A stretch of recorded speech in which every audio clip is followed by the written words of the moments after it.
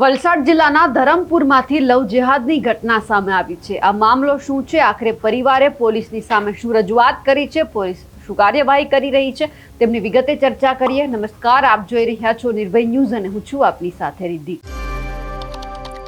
ગુજરાતમાં અનેકવાર આપણે લવ જેહાદના કિસ્સા થતા જોયેલા છે। અનેકવાર અલગ અલગ સમાજ જે એમની દીકરીઓ છે હિન્દુ સમાજની, એ જ્યારે મુસ્લિમ યુવક સાથે ભાગી જાય છે, લગ્ન કરી લે છે, ત્યારે આ કિસ્સા છે આપણે હંમેશા પ્રકાશમાં આવતા જોયા છે ને પછી પરિવાર પણ મેદાને આવતો હોય છે। અને હવે જ્યારે આવી ઘટના બની છે વલસાડના ધરમપુર તાલુકાના એક ગામમાં કે જ્યાં ધોરણ 12માં અભ્યાસ કરતી ને 17 વર્ષીય હિન્દુ સગીરાને પ્રેમ જાળમાં ફસાવી એક વિધર્મી ભગાડી લઈ જવાની ઘટના જ્યારે બની, ત્યારે સ્થાનિક હિન્દુ સંગઠનો અને ગ્રામજનોમાં દીકરીની સલામતીને લઈને ચિંતા અને આરોપી વિરુદ્ધ સખત કાર્યવાહી કરવાની માંગ ઉઠી છે।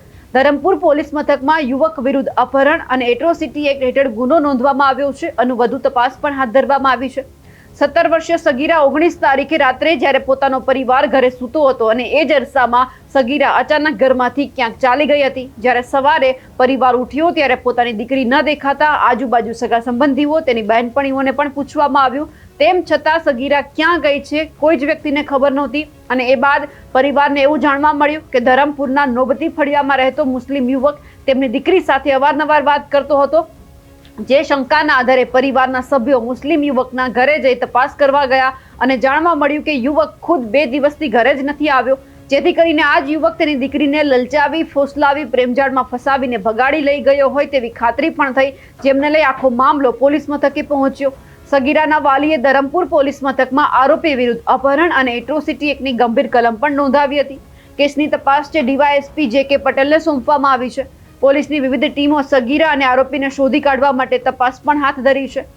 દીકરીના ગુમ થવાથી પરિવારે હિન્દુ સંગઠનોના અગ્રણીઓ સાથે મળીને એસટીએસસી સેલના ડીવાયએસપીને રૂબરૂ મળી રજૂઆત કરી હતી અને પોતાની દીકરીને હેમખેમ પરત લાવવા પણ માંગ કરી હતી। સગીરાના માતા પિતાએ રજૂઆત કરી છે કે તેમની દીકરીનું અપહરણ કરી જનાર શખ્સ સામે કડક કાયદેસરની કાર્યવાહી કરવામાં આવે। સ્થાનિક હિન્દુ સંગઠનોએ પણ આ મામલે માંગ કરી છે કે દીકરીની સુરક્ષા સાથે કોઈ સમજૂતી ન થવી જોઈએ। પરિવારે ડીવાયએસપી સમક્ષ ન્યાયની માંગ કરી આરોપીને વહેલી તકે જેલના સળિયા પાછળ ધકેલવા વિનંતી પણ કરી છે। આ કેસની ગંભીરતાને જોતા એસટીએસસી સેલના જે ડીવાયએસપી જે.કે. પટેલ છે એમણે તપાસનો ધમધમાટ પણ શરૂ કરી દીધો છે। સગીરાની શોધખોળ માટે વલસાડ લોકલ ક્રાઇમ બ્રાન્ચ અને અન્ય સ્પેશિયલ ટીમોને કામે પણ લગાડી દીધી છે। ધરમપુર બસ સ્ટેન્ડ, મુખ્ય માર્ગો અને હાઈવે પરના સીસીટીવી ફૂટેજની ઝીણવટભરી તપાસ કરવામાં આવી રહી છે, જેમાં પોલીસને આરોપીની હિલચાલ અંગે મહત્વના પુરાવા પણ મળ્યા છે। પોલીસ આરોપીના સોશિયલ મીડિયા એકાઉન્ટ્સ અને મોબાઈલ લોકેશન ટ્રેક કરી રહી છે, જેથી તેનું સચોટ લોકેશન પણ જાણી શકાય। ડીવાયએસપી જે.કે. પટેલે કહ્યું છે કે પોલીસ તપાસ યોગ્ય દિશામાં છે।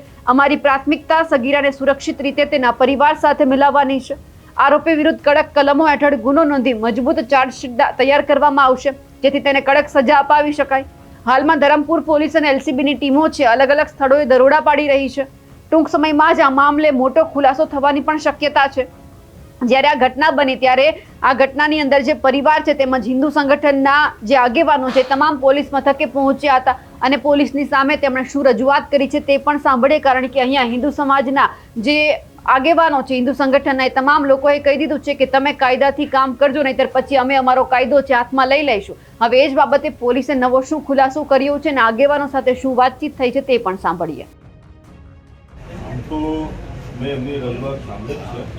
એમને જે વાત કરી એ પ્રમાણે એમને જાણ પણ કરી છે કે આ જેવો બનાવ બન્યો એ બનાવની તાત્કાલિક ફરિયાદ લેવામાં આવી છે। ફરિયાદ લઈ અને અહીં અમારી એલસીબીની ટીમ, લોકલ જે ટાઉન પીઆઈ છે, એમના માણસો છે, હું પોતે ગઈકાલે આખો દિવસ રહી અને તપાસ ચાલુ કરી દીધી છે। તમામ જે ઇલેક્ટ્રોનિક ડિવાઇસીસ વગેરે જે સોશિયલ મીડિયાનો ઉપયોગ એ લોકોએ જે કરેલો એ પણ ઓપરેટ થઈ ગઈ છે અને જે એમને સેક્શન લગાવવામાં આવી છે એ દિશામાં એમને કડકમાં કડક સજા થાય એની તપાસ થશે અને એ તપાસ હું જ કરી રહ્યો છું અને એ રીતે જ તપાસ થશે, બરાબર। એ જેટલું બી શક્ય હશે એટલું ઝડપી લાવવાનો અમે પ્રયત્ન કરીશું। જેવું ટ્રેસ આઉટ થઈ જશે એવું તરત જ વિધિન અવર્સમાં જ એ લોકો જેવા ટ્રેસ થશે એટલે તરત જ આવી જશે। હા કોઈ જરાક કોઈ મહિલા કે જરાક હા હા એ થોડા અમને ક્લુ મળ્યા છે. એ દિશામાં અમે 3 ટીમ લગાવી છે. જેમ કે આ સીસીટીવી કેમેરાના આધારે અમુક જગ્યાએ જે એ લોકો કેચઅપ થયા છે. બીજું કે ધરમપુર વિસ્તાર છે ને આ એક લવ જિહાદનું સેન્ટર બની ગયું છે. મારા માટે લવ જિહાદ છે સર. લવ જિહાદનું સેન્ટર બની ગયું જ્યાં સુધી એને ઉપર કડક એક્શન નહીં લેશો તો આ ઘટના થશે બહાર. બીજું કે પહેલી વાર એક પરિવાર છે કે એને ફરિયાદ આપી છે, એનું મનોબળ સામે નહીં તૂટવું છે. બીજું કે હિન્દુઓની જે ભાવના છે એ દુભાવની છે. એને કડક સજા બી થવી છે, જે રિઝર્વ છે બરાબર ને એને પર જબરદસ્ત એક્શન લો, બીજી વાર એવી ઘટના ના થાય આ સમાજ. ચોક્કસ તમારે તમે હાથ જોડે એ દાખલો બેસશે. બીજું સાહેબ હવે મેં તમને કીધું મારી ચેતવણી હતી હિન્દુની ભાવના જો એનો પ્રતિકાર જો એનો કંઈ રીઝન નહીં આવ્યું તો એનો પ્રતિકાર ખતરનાક થશે. આ પછી તમે ભલે મને જેલમાં મૂકી દો અમે બેવા તૈયાર છે કે હવે અમારી દીકરીઓને એ લોકોને વિધર્મી હાથમાં આપવા નથી. કાયદાથી આવે તો ઠીક, નહીં તો પછી અમારો કાયદો અમે અપનાવીશું. એવો મોકો જ નહીં આવે. આ રિક્ષા સ્ટેન્ડ છે ત્યાં બહેનોને અગાડી બેસાડવામાં આવે છે અને તે બીજા ધર્મવાળાઓ છે તો એક બેન નહીં પરંતુ 3 બહેનોને એક સાથે બેસાડવામાં આવે છે. એ બંધ કરવામાં આવે. પોલીસ પ્રશાસન દ્વારા પણ આ થોડું એમને ચેતવણી આપવામાં આવે એવી આગ્રહ છે. બિલકુલ બહેનોને બેસાડે, ખાસ બહેનોને અગાડી બેસાડે. મેં સિટી મારે ખાસ એ વસ્તુ પર બી થોડું એ બી કરાવી દઈએ. જે એવા પોકેટ જે છે, જે કોલેજ છે, પછી બસ સ્ટેશન, રેલવે સ્ટેશન વગેરે અવાવડું જગ્યા છે, ઘણી બધી જગ્યાએ પેટ્રોલિંગમાં રહે. અમારી જે ટીમ પણ પેટ્રોલિંગમાં રહે એવી સૂચના બી અવારનવાર આપીએ છીએ અને એમના પ્રિન્સિપાલને પણ અમે જાણ કરીએ છીએ. બરાબર. એ જે ફરિયાદ નોંધાઈ હતી એના અનુસંધાને અમારી તપાસ તરત જ ચાલુ કરી દેવામાં આવી અને વલસાડ જિલ્લાની લોકલ એલસીબી એ ટીમને પણ કામે લગાડવામાં આવી.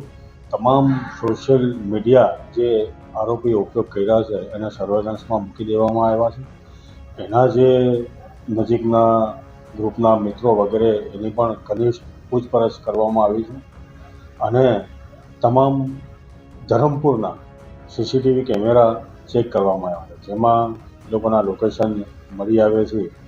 આગળની તપાસ ચાલુ છે.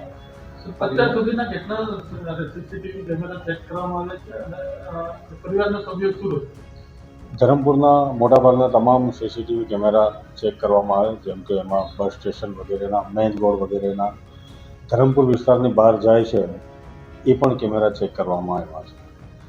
એમના પરિવારના સભ્યોની રજૂઆત એ હતી કે વહેલામાં વહેલી તકે અમારી દીકરી પરત આવી જાય અને જે આરોપી જે છે એને કડકમાં કડક સજા થાય એવી એમની માંગણી હતી. એના માટે અમે તમામ એ રીતેના જ પ્રયત્નો કરી જ રહ્યા છે અને આરોપીને સખતમાં સખત સજા થાય એ રીતે ચાર્જશીટ પણ કરવામાં આવશે. ગણેશભાઈ, શું રજૂઆત લઈને આવ્યા હતા અને શું આશ્વાસન આપવામાં આવ્યું ડીવાયએસપી? આજે ધરમપુર તાલુકાની એક ગામની દીકરીને વિધર્મી યુવક દ્વારા ભગાવી જવાની ઘટનામાં અહીં આજે એ ગામના આગેવાનો અને બીજા પણ આગેવાનો, એના માતા પિતા તમામ આવેલા હતા અને એમણે પોલીસ સમક્ષ એવી માંગણી કરી છે કે અમારી દીકરી જે ભગાડી દેવામાં આવી છે એ વહેલી તકે અમને મળી જાય અને પોલીસ તરફથી પણ એવું જ આશ્વાસન આપવામાં આવ્યું છે કે અમે સમય લિમિટ કરતાં જલ્દીમાં જલ્દી દીકરીને એના માતા પિતાને સોંપી દઈશું એવા અમારા પ્રયત્ન છે. એમણે ટીમો બનાવીને જુદા જુદા એરિયામાં દોડાવી છે. શું માંગ છે? આશ્વાસન કઈ રીતે?